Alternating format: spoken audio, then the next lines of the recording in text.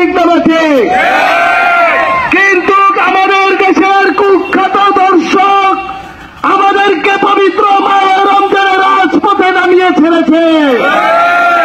আপনারা দেখেছেন আজকে পবিত্র মায়ের রমজানে বাংলাদেশের টেকনাফ থেকে তেঁতুলিয়া পর্যন্ত বিভিন্ন গ্রাম অঞ্চলে দর্শকরা আমার মা বোনদের ইজ্জতহানি করতেছে।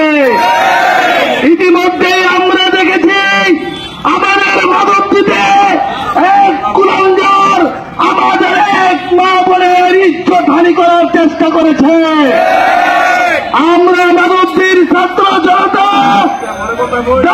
কণ্ঠে বলতে চাই, এই সমস্ত দর্শকদের বিচার জনসম্মুখে করতে হবে। বলেন ঠিক আছে?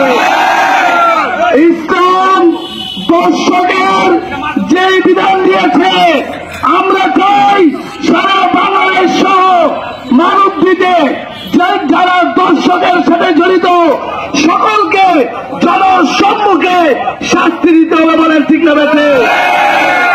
দর্শকের কোন ঠাই আমাদের মানব দিতে নাই। দর্শকের কবর রচনা করে আমরা খেলতে হবে ইনশাআল্লাহ।